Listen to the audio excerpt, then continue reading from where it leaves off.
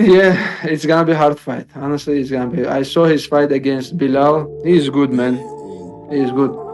When he beginning fighting in UFC, he had problem with the wrestling, but now he's improved because I see he training a lot with the wrestlers, with the grapplers, and that's why he's a champion right now, and he's good everywhere. Jack Della Maddalena's team has finally broken their silence following his loss to Islam Makhachev at UFC 322, and the message was emotional, honest, and surprisingly optimistic. His head coach, Ben Vickers, took to Instagram and wrote a long statement saying he was more proud of Jack and the team today than ever before. He admitted that not winning the belt hurts like hell, but emphasized that JDM and the entire scrappy MMA family dared to dream big and took their shot when most fighters never get that opportunity. Vickers wrote that the love they felt over the last few weeks meant everything to them, and that this wasn't the end. In his words, "This is the beginning, not the end." He also said Jack will be back in the gym as soon as possible, and that their community in Perth is still behind them. What stood out most was Vickers saying the team isn't defined by the result, they're defined by how they respond to it. As for JDM himself, he hasn't posted anything long-form yet.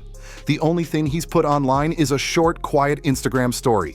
No caption, no message, just a simple photo that left fans wondering what's next for him. And while the MMA community debates what he should do next, Kamaru Usman broke down one particular moment from the fight that caught his attention. Usman said the look on JDM's face between rounds wasn't exhaustion. It was frustration. He pointed out a frame where JDM grimaces while walking back to the stool, calling it the expression of a man who is trying to fight, but the dude across from him just won't let him. According to Usman, that's what elite wrestlers do. They take away your comfort zone so thoroughly that even when you want to strike, even when you see openings, you can't pull the trigger without eating a double leg. Usman said that's the exact same face every fighter makes when they come to terms with the reality that the other guy can dictate every second of the fight. And now the big question is whether JDM takes time off, jumps straight into another top contender matchup, or waits for a fun, stylistic fight to rebuild momentum. Conor McGregor has found himself at the center of yet another legal storm, but this time, he's the one going on the offensive. A judge in Ireland has officially granted him permission to serve legal papers to Sky News for defamation, after a reporter allegedly called him a during a post-verdict media scrum last November. The timing is important here.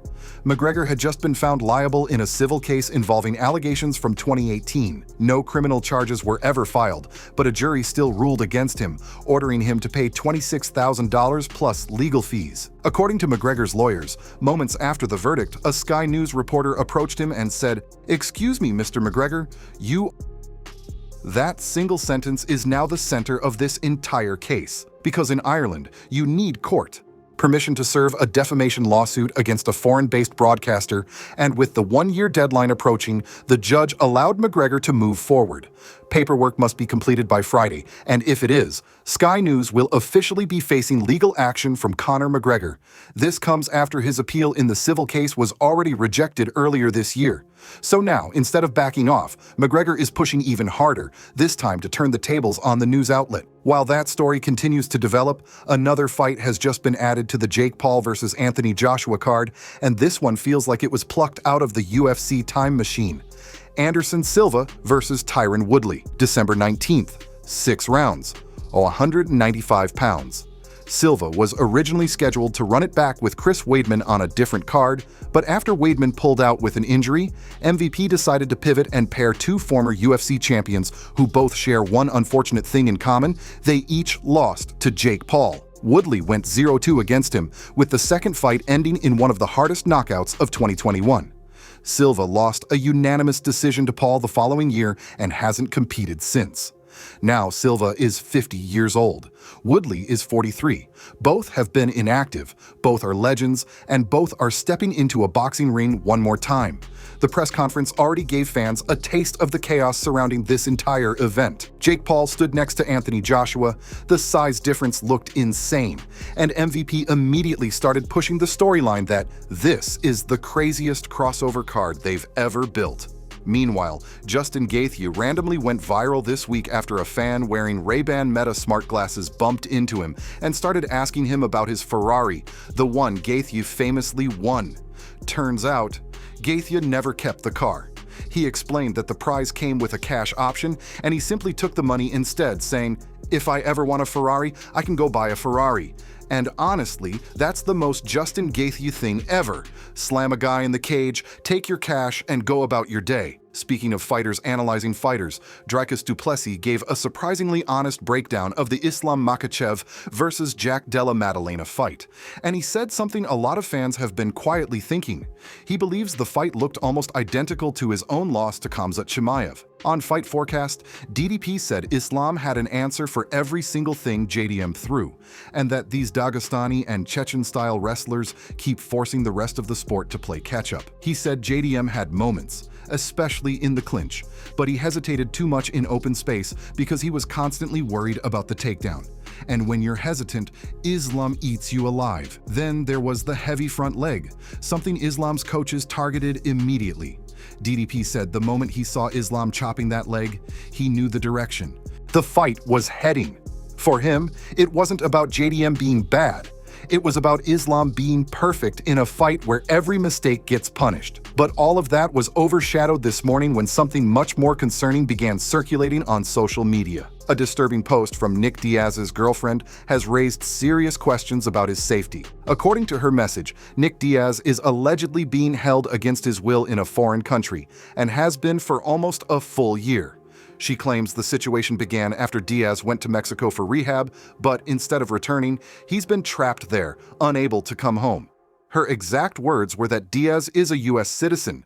He has the right to enter the United States, the government has a responsibility to protect him, and that he has been a victim of a crime, partly on U.S. soil, and is currently being held against his will. She ended the post by asking anyone with resources or connections to help her and Nick. Right now, details are extremely limited, and none of this has been confirmed by Diaz or his camp. But the MMA community is already buzzing, because Nick going silent for 12 months, combined with this message, has people genuinely worried. While that story develops, Belal Muhammad is laser-focused on his opportunity to jump back into title discussions. Speaking to ESPN ahead of UFC Qatar, Belal said he's still the best welterweight in the world, he's still hungry, and he's still chasing the belt.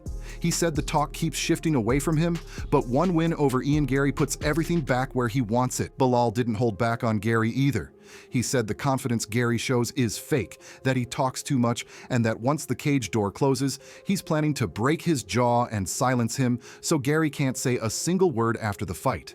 Garry, of course, responded by predicting a masterclass performance. But Belal seems more fired up than he's been in years, and this fight suddenly has real personal heat behind it. And speaking of heat, the wildest moment of the weekend happened at the weigh-ins when Arman Tsarukyan walked up to Dan Hooker and suddenly launched a headbutt at him. Security jumped in instantly, Hooker barely moved, and the internet exploded. Fans immediately pointed out how close the fight came to being canceled. If Hooker had gotten cut, the UFC would have had no choice but to pull the bout, and Tsarukyan would have taken one of the worst hits of his career. But Arman finally explained what happened. According to him, Hooker tried to scare him during the stare-down, and he reacted instinctively. Tsarukyan said no one scares him, no one intimidates him, and that the moment Hooker tried something, his body reacted before his brain even processed it. He said his entire goal now is to push Hooker into deep waters, cut him up, and make him tired and damaged instead of finishing him quickly. He wants a long, painful fight. Dan Hooker, in classic Hooker fashion, shrugged the entire thing off. He joked that Arman headbutted him with his giant nose, said he's broken his own nose on tougher things, and insisted there's no bad blood, just business. He finished with, "We'll have a good time tomorrow. No harm, no foul, let's party." And finally, here are today's top 3 memes from around the MMA community. Number 3 was posted by Adam Is Good. Number 2 was posted by me, myself, and my. And number 1 goes to Cinnamon, taking the crown once again. And that wraps up today's update. Fight Grid will keep you posted on everything happening behind the scenes, whether it's the McGregor case, the Nick Diaz situation, or the fallout from UFC 322. Before you go, here's the real question. Who should Jack Della Maddalena fight next? And does he still have a path back to a title shot? Drop your picks in the comments. Make sure to hit like, subscribe, and turn on notifications so you never miss a story. This is Fight Grid, and we'll see you in the next one.